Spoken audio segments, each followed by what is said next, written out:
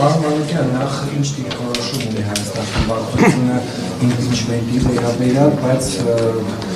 Հովիկ Աղաձարյանի ու Հակոբ Ասլանյանի Դերից մանրամասն դրա մասին խոսել ենք։ Ո՞ց ստորագրությունով կգան, դրանից հետո կխոսենք։ Հիմա շատ ավելի կարևոր հարցեր քննարկում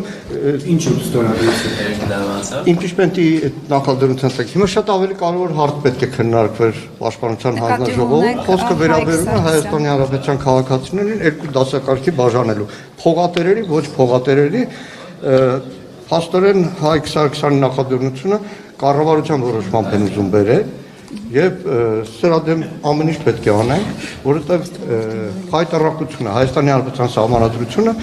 բոլոր քաղաքացիներին հավասար է համարում հայրենիքի առաջ իրենց պարտականությունները կատարելու։ Հիմա այս նախագծով պարզվում է, որ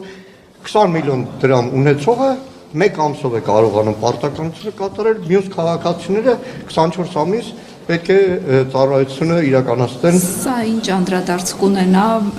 բանակի մեր բանակի վրա։ Նայեք, իրականում խիստ անարդարությունը որ հաստատվելու է։ Իրականում սահմանադրությունն է, որ սահմանադրության հստակ կետերն են ոտնահարվելու։ Եվ այս առումով այն բոլոր հիմնավորումները, որ կան, որևէ արդարացում չկա։ Հիմնավորում թե մեկը հարուստներ երեխաները չեն ծառայում, ուրեմն ընդունում են, որ փողով բանակից ազատում են, բայց 7 տարի ինչ էին անում։ Սա ուղղակի խայտարակություն է։ Դարձնում են աղքատների զինված ուժեր։ Նպատակը ո՞րն է, պարոն Մանուկյան, այսպիսով փոփոխությունների գնալ այս ճանապարհով։ Մեկ բյուջե լցնել է, բայց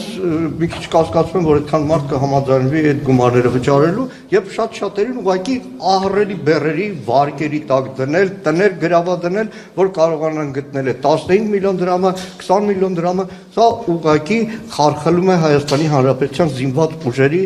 կազմավորման անկյունակարային են բոլոր նորմերը, որը մինչև Այսինքն սա նաև Ադրբեջան, կներես Ադրբեջանի պահանջներից մեկը չի, որ Հայաստանը չպետք է ունենա բանակ։ Նաև այս կերպը չեն։ Նայեք, իրականում այս իշխանությունների այդ խուսափողական, վախվորած քաղաքականությունը ամեն ինչը դրա մասին է խոսում։ Նույն մայիսի 9-ին Կարմիր հրապարակի շքերթին հայկական զինված ուժերի ստորաբաժանման չմասնակցությունը այդ վիզը տրածի հոգեբանությունն է, որ արտահայտում է։ Սա ուղղակի